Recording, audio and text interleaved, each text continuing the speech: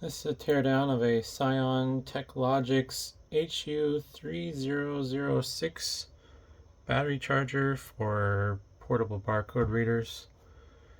And it can charge up to 6 batteries. And we're going to take a look and see what's inside.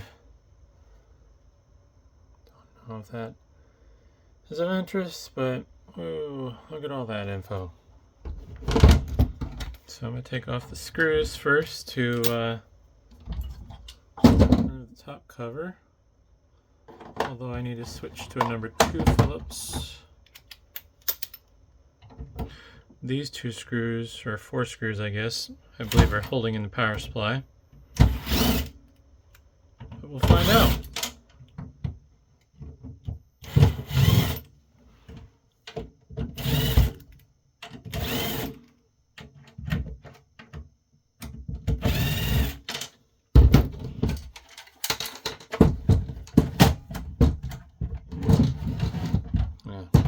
Screw that all the way.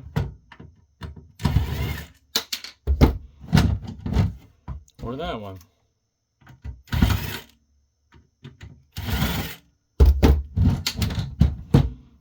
Oh wow. A lot more going on than I expected. So it looks like a lot of power regulation here. And I don't know how much intelligence there is.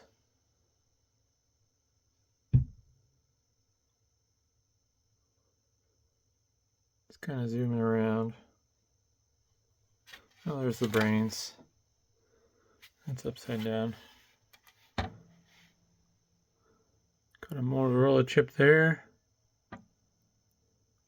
MC98 SR12. So that's controlling everything.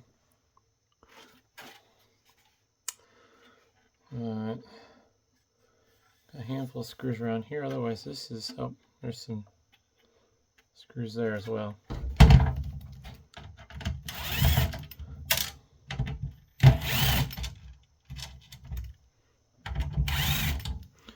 Let's see what's holding this in. Oh, these are holding it in as well. I believe those are also holding in the tops of the, yes, those are holding in these trim pieces. And they're actually screwed down pretty tight because you can see the indentation. See the light? It's kind of funny around those screw heads. It's interesting. You'd think they would have spec'd that out a little bit better, but I'm guessing there's not really much going through the board in those spots. Although there appears to be some maybe power playing going through there.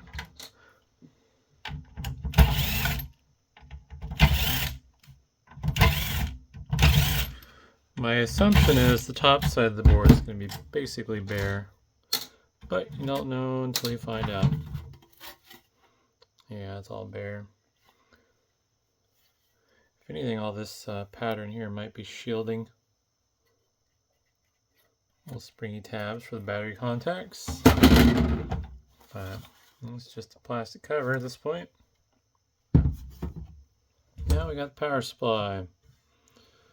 And this thing is dirty. These were used in like an industrial warehouse, so they did not have an easy life. Oop, wrong way screws.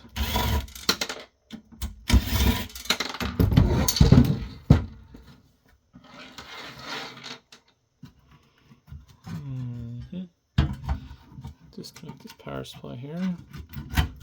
See what we're working with.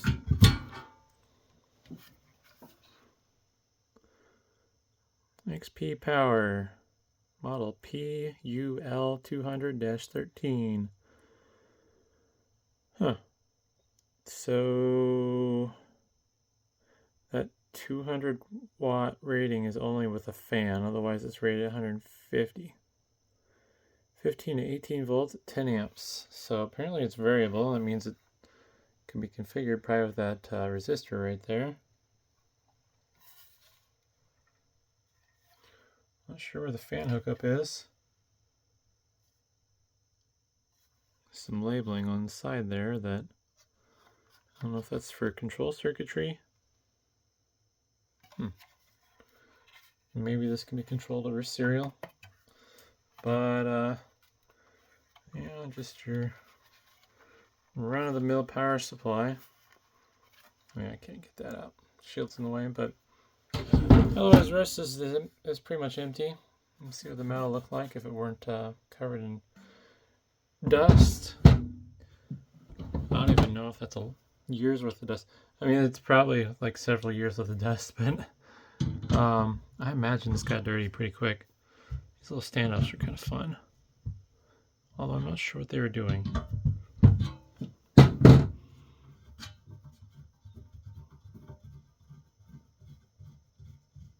I think they were just supports for the top, but welded in screw, basically.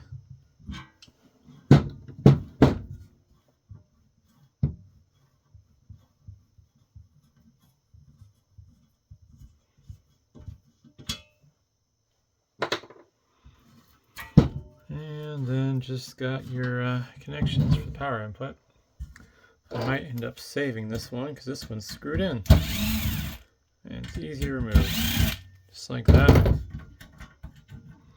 That was loose. The wires are soldered on, so I'll end up keeping those as is, but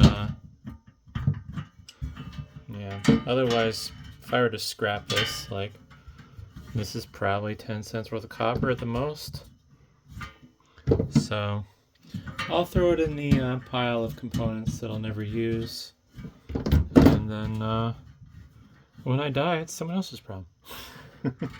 Or something, I don't know. I should try selling some of this stuff so other people can use it, but it's kind of hard to market because how do you list it? A box of IEC connectors with wires connected to them. I don't know how many people would buy it, but yeah, pretty neat. But hopefully that's interesting, and thanks for watching.